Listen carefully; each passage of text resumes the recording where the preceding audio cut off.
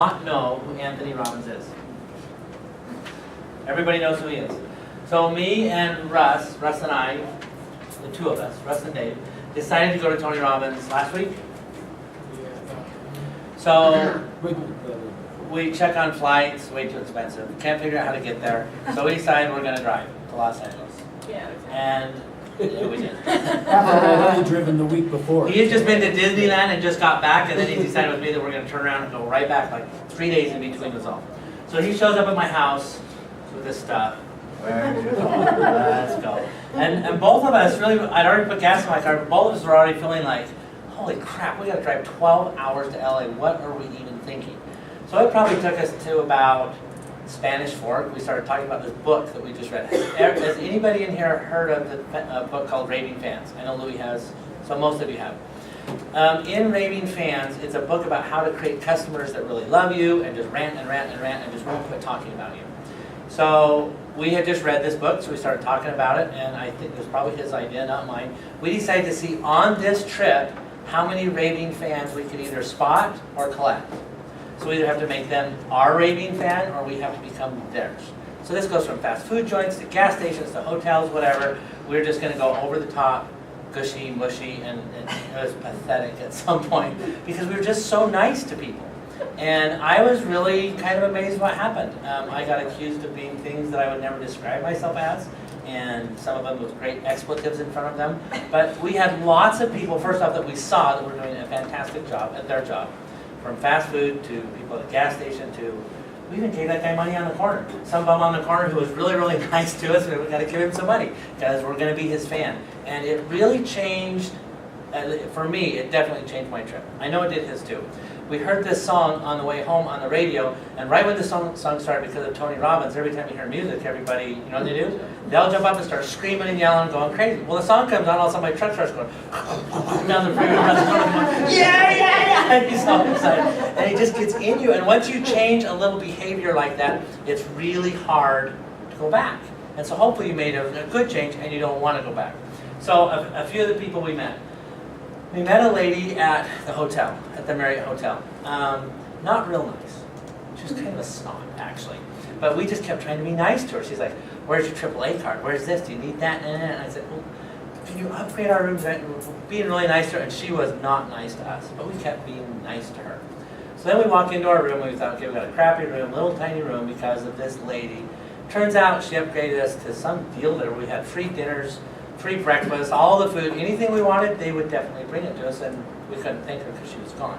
But everybody we met, we tried to treat like that. From the parking attendant, we had this usher. Do you know her name? Little, and doesn't matter if she's green or blue, doesn't matter. But she was this little tiny black lady. Was she this tall? Yeah. She really was this tall. And anyone that sat in our seats, she would come over and kick them out. You can't see. You can't see her. Which all of the people that are working there are volunteers, so she wasn't being She's not getting paid to do this. She was just doing it. And there are big guys, like this guy came in with a backpack and said, I'm going to sit here. No, you're not. No, I am. I paid as much as they did. You can't save these seats. I'm going to sit here. And I mean, it's 10, 20 seconds, and she's kindly escorted them off. And on the first day, I went back and I told her, I said, you know, I appreciate you doing this for us. So we don't have to look like jerks from Century 21. She made sure everyone who sat there was with our company or with our group. It was on Saturday, she came up, me and Russ were on the front row of this section, and she came up and she said, I'm going to get my daughter some lunch. Can I pick you up anything? And I said, what?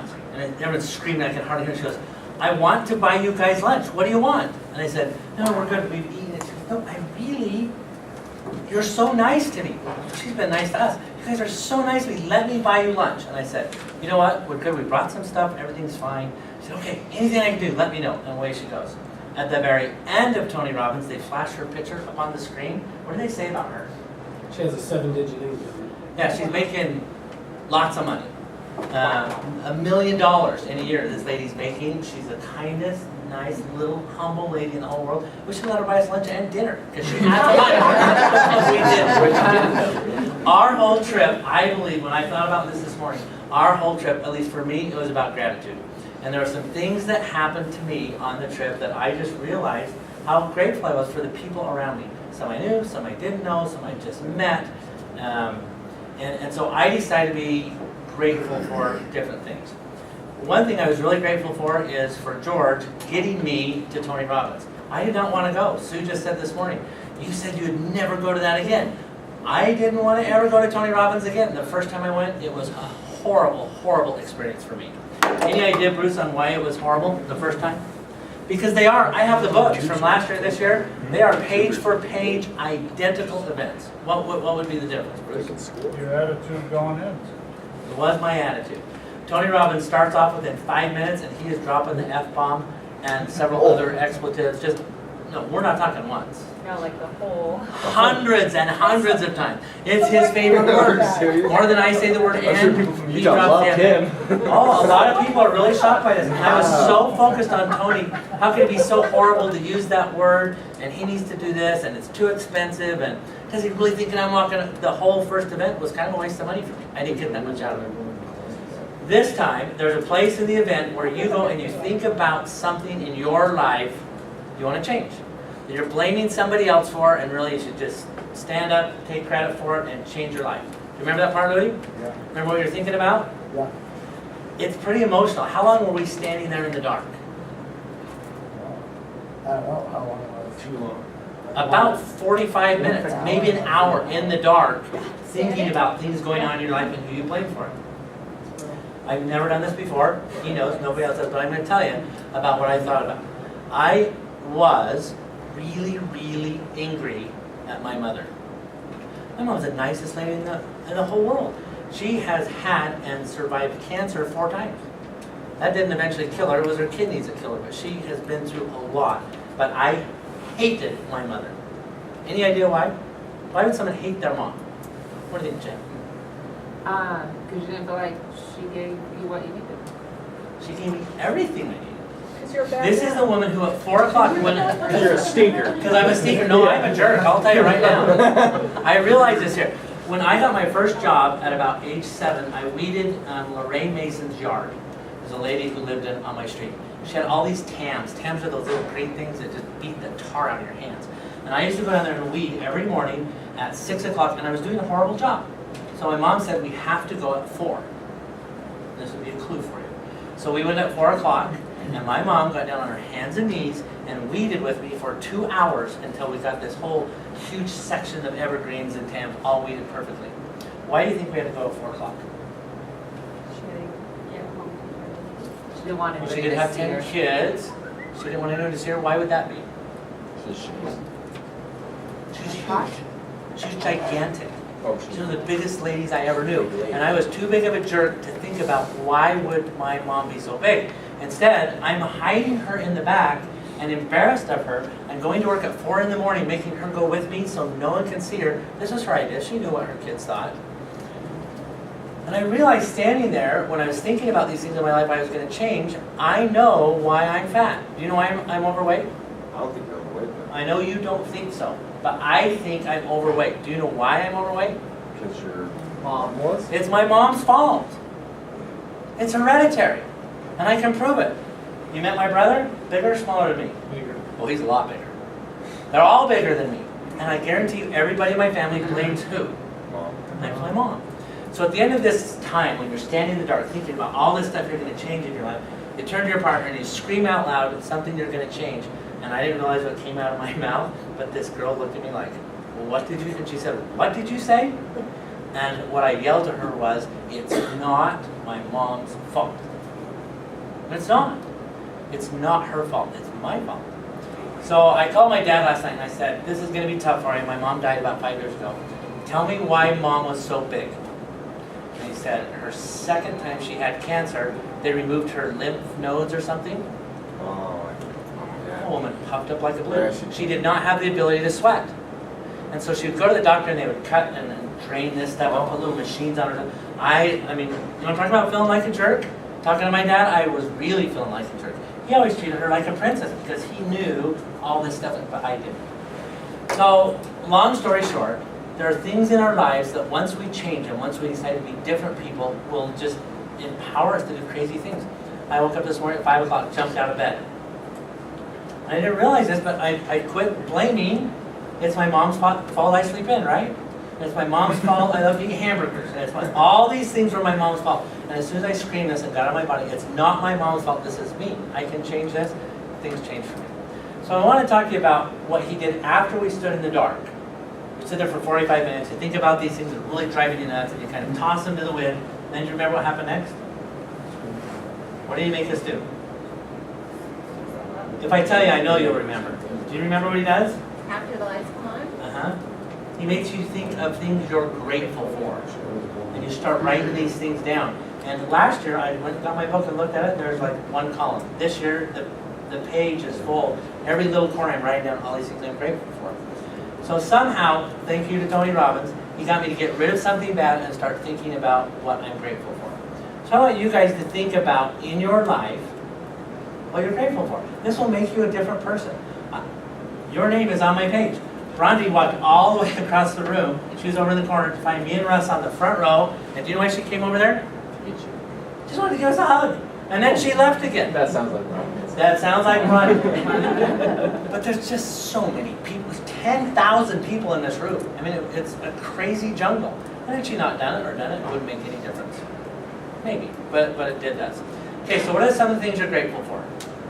You had your hand up, I didn't call on you, I'm sorry. grateful for Dave. What's that? I'm grateful for Dave. Well, You know, what I was going to ask you, you answered as you went on. So. I got through with it, But I'm okay? grateful for you. Well, thank you. Greg, what are you grateful for? Looking around here, I'm grateful for Belladonna, because over the years, she's helped me a lot. Very grateful. Even if I say the F word in sales week. Hey, we're used to it. You can, I just say, what happened to those good old days? What happened to those good old days, Rosanna?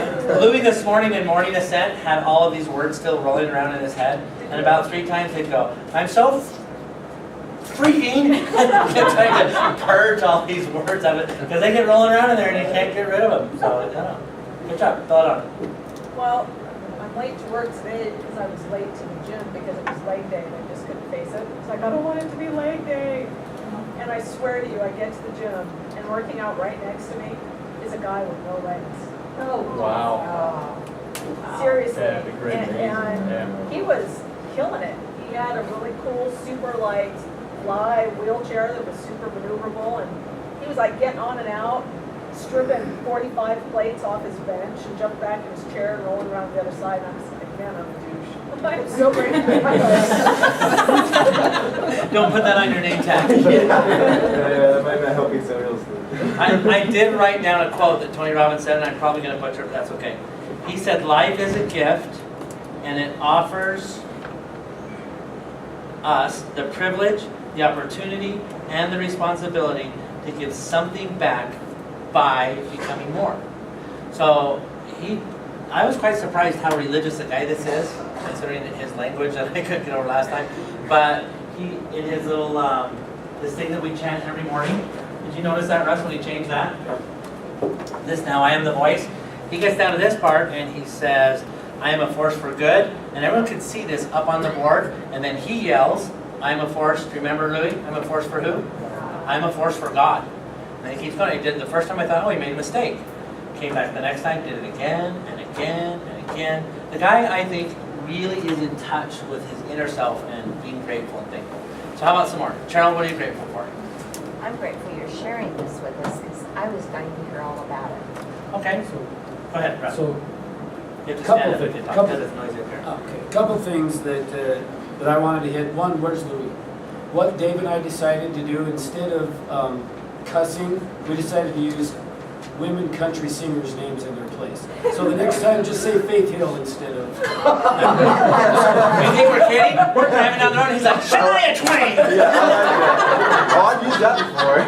So that's one of the ways we decided to keep. I know, I still can't even talk for long. The other thing though, on this too, that, on this Now I Am the Voice, he did that right after Dave talked about deciding that it wasn't his mom's fault. I mean, that's kind of when we are doing this Now I Am the Voice, that's kind of what we're really, this has a whole new meaning for me. So if you've never been to Tony Robbins, you need to go just so you can understand this. For me now, when we say this, I'm like, I get it, because it's not letting all these other thoughts and things that have crept in control you. It's I'm the voice. You know, I get to decide that I'm going to do all of these things. So that, and then the other piece that I think it goes along with what Dave's talking about that Tony Robbins kept saying was divorce the story and marry the truth. So divorce the story that it's your mom's fault and I can't do anything about it. Marry the truth. You know, what is the truth? The truth is I'm the voice. Right? And thus, the end part of step up. Step up and be the voice. Take control of your life. Decide what you're going to do and how you're going to go about it. So, anyway. Good. So he talked about divorce the story and marry the truth. So it's only fair, since my mom can probably hear us because she's in heaven and I'm down here, that I tell you who my mom really was. Because my dad last night asked me some very, very important questions. After I told him I was ticked. I was ticked that my mom was like that I was embarrassed of her, all this kind of stuff. So the first question my dad asked is, name your 5 best friends from high school. It was very easy for me. Greg, Mike, Kurt, Nathan, and Joe. We were the 6. We hung out everywhere. He said, what do they call your mother? I stopped for a second and I said, they call her mom. He said, well, why do you think that is? Why do you think they called her mom and you don't call her mom? That's why I call her mom. He goes, yeah, but you were embarrassed of her and they were happy to be here. So okay, that's a good point. I kind of wrote that down. Then my dad said, where would your friends rather spend their time? At their house or at your house? He said, Dad, that's the problem. I didn't want them at our house. He said, I know, but where did they spend their time? I said, at our house. And he said, and do you really think that you are so cool that they were there for you? And I said, well, maybe till now, I thought they were my friends. He said, they were there to see your mom. He said, before she died, she talked one of them out of getting a divorce, talked all 5 of them into going, she's LDS, like I am, talked all 5 of them into going on missions. She raised 5 extra boys along with the 5 she already had. And as he walked through this and I started thinking about who my mom was, I was able to divorce this thought in my mind that it was my mom's fault and realize I had an awesome mom. She taught me how to work. She taught me how to be a salesperson. Everything I have, my dad was never home. It was my mom. It was all my mom. So for me, that was a big deal. It had to come from a place of gratitude. One thing he has you do, Tony has you do, is write down things you're grateful for. And I want you guys to do this today. You don't have to do it right now. You can do it when you're done. Write down things you're really grateful for. People who really made a difference in your life. And then the hardest thing to do, what's the hardest thing to do, Louis? After you write down your thing. For me, so I don't know. It was not easy for you. The hardest thing to do is to call him on the phone or go talk to him. The most awkward thing in the world is to stand in front of somebody and say, I am grateful for you because you do all this. Even when he says it, I'm like, yeah, thanks. Because that's awkward to have someone say, I like you, I'm thankful for you. But if you do it, you'll change lives in a major way. Now, Louis called me this morning and asked if he could share some of his stuff from Tony Robbins. He said it'd be late, so I want to hear what you got from this deal. Because it was if I had the money, I'd pay for all of you to go. Oh, thanks. No, I would. I don't, but I would. It was really that important to me this time. We had a great time. It was worth the 22 hours of driving. Actually, We drove. Dave's story is a little backwards, right, Dave? I actually called you for something else. But we're not talking about And we're that. going to tell him about that. We're not going. And then as a consequence, I was telling Dave what I learned, and Dave says, would you share that today in the morning or in this? And I said, would love to do it. So I just want you to recognize one thing just real quick. I want you to think about something that's negative in your life, negative that you think about you, because you all have it. You all have something. Take a minute and just think, when you think that thought, I want you to think where it comes from, where you hear it in your mind. There's a place where you hear it. You know what I'm saying? So tell me where you hear it. Where do you point? Just point. Actually, this actually. Point. Just touch your head. Where do you hear it? Okay. Anybody else? Can you recognize that something negative in your life? I want you to recognize where you hear it. If you do recognize, like point. Because I'll tell you, for me, it's right here. It's like right. It's like right. Mine's in the back of my head. Okay. It's almost in the back. So just touch it. Just do yourself a freaking favor today. Just touch it. Touch it. Touch it. Okay. So I want you to recognize that. Just recognize that. Now I want you to think of the time when you think of something that you're grateful for. I want you to think of something when you think you're like, I am awesome at this. I am the best at this, and nobody's better than me. I am an awesome mom. I'm an awesome husband. My kids love me. Now I want you to touch the part of your head where you hear that from. Is it different? Yes or no? Yeah. Yes or no? It's more in the front, yeah. So, listen to this. Now I am the voice. You get it? Not this. This. Now I am the voice. I will lead, not follow. I will create, not destroy. Step up, find out, yada yada yada. Right? Yeah, I don't think that part was in there. You all know the rest. Are you sure you didn't? You might have said yada yada. So, I want to share with you this one thing. It's the greatest thing I've ever learned in my life, and I relearned it at a higher level. And once you all learn this, your life will dramatically change. And before I tell you the story, I just need to make sure that I'm safe to tell the story. And because I hate people that are politically correct. Do you hate it? Raise your hand if you hate political correctness. Right, in a way, right? You hate it. So I'm going to say some things. Whether or not you raise your hand, I don't care now. Should we just let No, go? I'm just giving you a chance to agree with me and to align with me. Forget it, you failed. Didn't raise your hand. Fired, walk. So if you don't like it, you can leave. Not that I'm going to swear, but I'm going to say this. Once you, as it says in the New Testament, once you come unto yourself, and you are in the habit of listening to this voice, when you can create the discipline to listen to this voice, your life changes, folks. And I can tell you right now, if there's things in your life that you don't have, that you want, I'm telling you the voice you're listening to is not this one. It's this one, it's someone else's, it's something you watched on TV, it's something else. It's not this voice. How do you follow this? Perfect. Now I'm going to tell you how you follow this voice instead of this one. Because I am the worst at it. And do you know why I'm the worst at it? Because I'm the best at not doing it. I'm the best at following this voice. Now, I'll tell you why I say that. It sounds contradictory, does it not? I'll tell you why it sounds contradictory. Because you believe in traditional wisdom, and I do not. Because 1 + 1 doesn't equal 2 to me. If Dave and I are working together, it doesn't make 2, it makes 4 or 5, if we're in the right state. Follow this? You get this? So let me explain this. Your weaknesses are God's gift to you.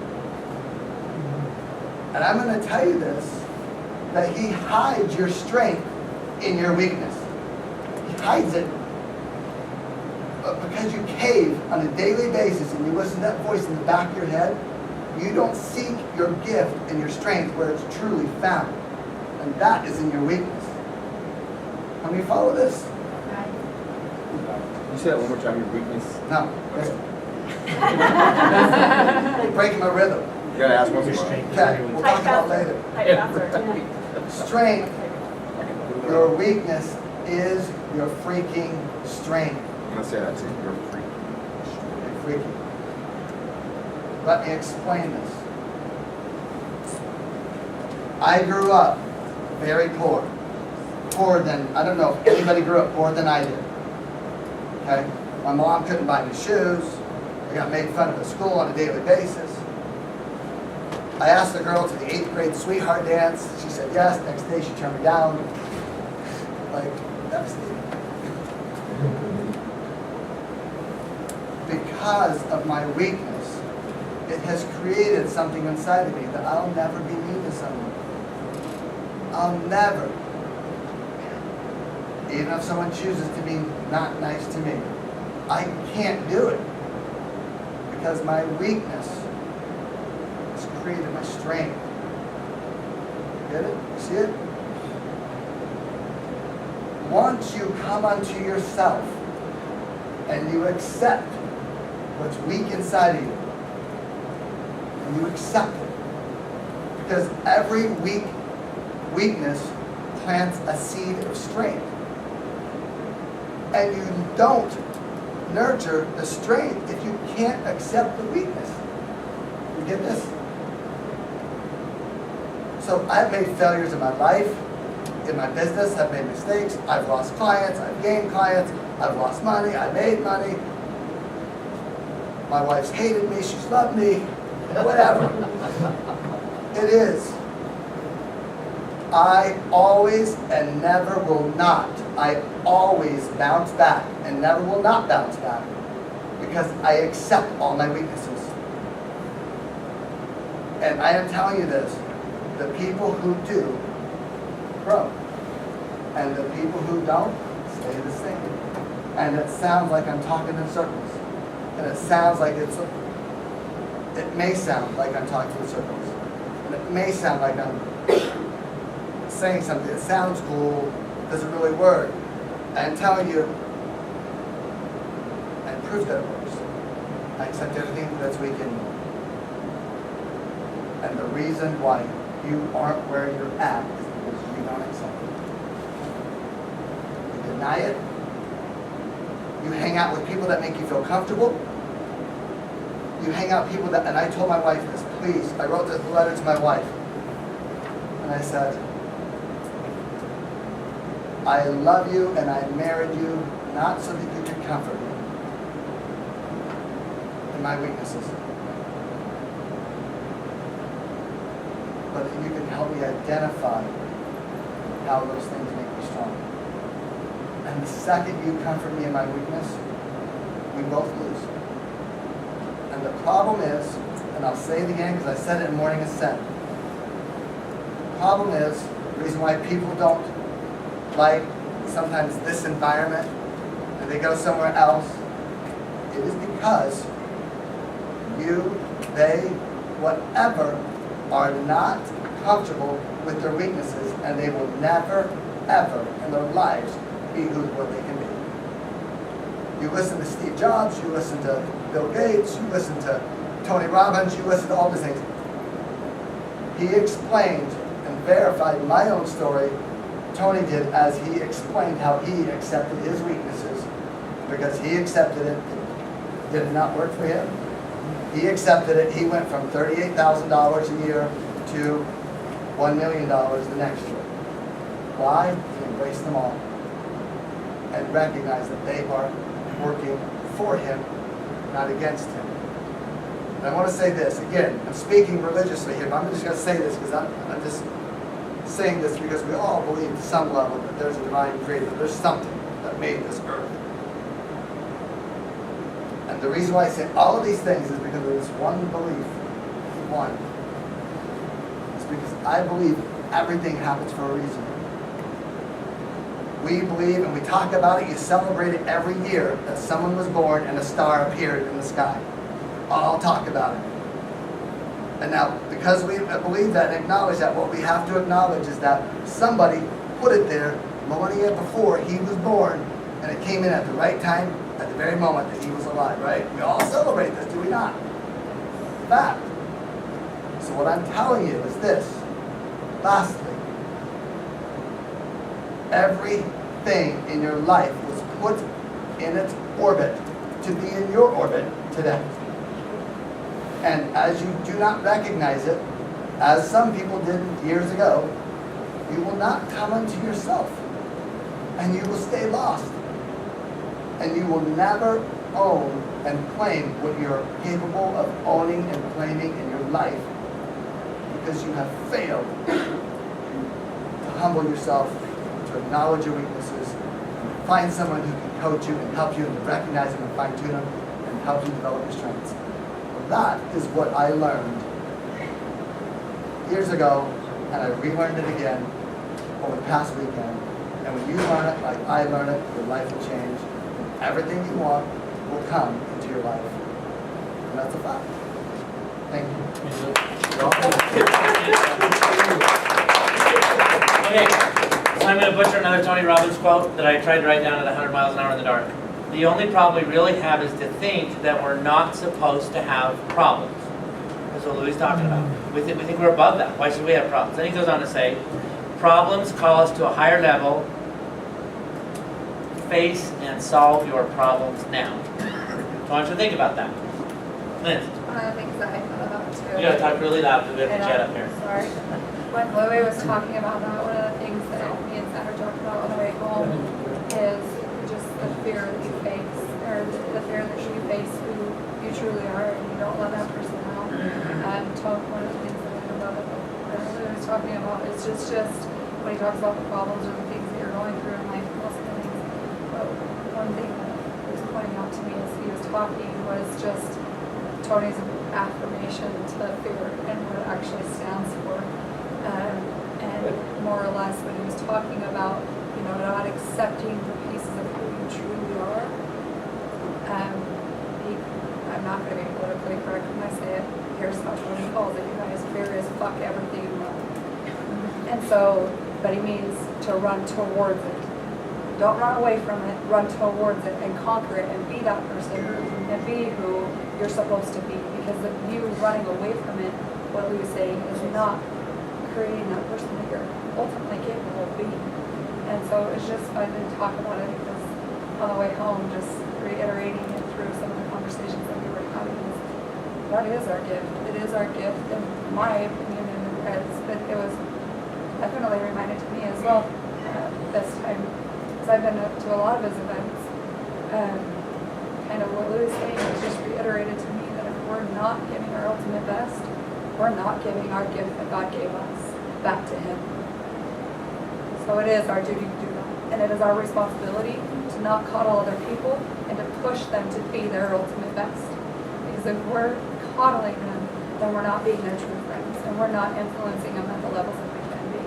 If we're giving them that, oh, I'm sorry this happened to you, instead of saying, no, that sucks, but you got back in here, let's go. You know what you're capable of doing. There's a huge difference towards so being I was gonna say, wait, that, Yeah, talk loud. oh, more, fear is an illusion, that's kind of what you're saying, fear is an illusion. You can look at something and it's really not what it is, it's all in your mindset. And I've tried to learn the ability to put fear and stress aside and realize it actually really isn't real, but my mind allows it to become real. And when I focus on that and I've actually looked at that, I've allowed to maintain what I do and get through my daily activities without having that level of stress that I had before, because I realized it was all in my mind and I just moved forward. It took me a while. That's one of the things he talks about, Jason. He talks about the different emotions that we have. He says, you don't do that. You get them. Just realizing that they're not really. You don't get them. You do them. You allow anger to come in. You allow fear to settle. Right. You allow stress to be put out of your life. It's not something you do. You get. But and going back to what Dave was saying, just one last thing. Sorry, Dave. All right. But the gratitude is the antidote to life, and that when you don't allow those certain emotions to take place in your life, and you put in that emotion of gratitude, none of those other emotions can exist. You can't be fearful for being grateful for that experience, or grateful for what it's teaching you, or those different types of things. So, Okay. You hear stuff like this, and what do you want to say when they're done? Like, amen, brother, and hallelujah. That's what Luke would stand up and clap because that was awesome. So think about something, think about a problem that you have right now. It could be that your mom's fat, I don't care. Whatever it is, think about a problem that you have. This is something Tony did, and I am not Tony Robbins, but this is an exercise anybody can do, and you can do it again and again and again. It's pretty easy. So, everybody in here got a problem you have in your mind? I'm not going to call on you, you don't have to share it, just get one in your head. Got yours? Got yours, Andrew? No problem. Everybody got a problem in here? I know you all have problems, so I don't have to get it in your head. Then he had us close our eyes. So close your eyes, all of you, and picture the problem. And he asked us these questions. Is the problem big or small when you picture it? Is it right in front of your face, or is it a long ways out in the distance? He also asked us if it was bright, like a big bright white light, or if it was dim or dark, were the words he used. Can you see the problem? Do you know where it is? So after you do that, you can open your eyes again. We thought about the problem, then he took us through this exercise of gratitude where we wrote down all these things we were grateful for. And when we were done, he took us right back to where? Remember, Bronte? Back to the same problem. And what happened to your problem? Do you remember? Mine went from, mine was right here. Mine was big and tall. It looked like Tony Robbins. When that guy screams, he's scary. He's like this giant. And he put his fingers out and he's like, "What are you doing?" Screaming and yelling. This poor little lady on the front is about to cry. He's a big scary dude. That was my problem. But after I wrote down all the things I was thankful for, it said, now picture it again. And it was not gone, but it was almost gone. It will shrink. So first you got to recognize you have problems. We all do. They're a blessing, like Louis says. Take your problems, embrace them, and use them to grow. The second thing is, think about the things you're grateful for. It's no accident. We do that in here every morning. Or we journal and write down the 10 things you're grateful for. And the third thing is, take some time, close your eyes, think about your problem again, and I think you can get rid of it. Just like I said. Who raised their hand? John. I've been to Tony Robbins twice. I'm jealous about everyone that went. First time I went, Louis was there, and Jeffrey Morris was there. And there were other people there as well. Working in the environment here, they've been telling me that when I was prospecting on the phone, I need to tell people, hey, this is Jonathan Aubrey, I speak differently because I have cerebral palsy. I had to address what seems to be my weakness. And I didn't want it. I had not done that my whole life, and I didn't see it as being relevant because I didn't see it as or I thought I didn't see it as a weakness or a problem. But the truth was, I blamed the fact I had very little business because of my cerebral palsy. I also blamed the fact that I didn't have a girlfriend on my cerebral palsy. And after we gone back from Tony Robbins, Louis took me aside and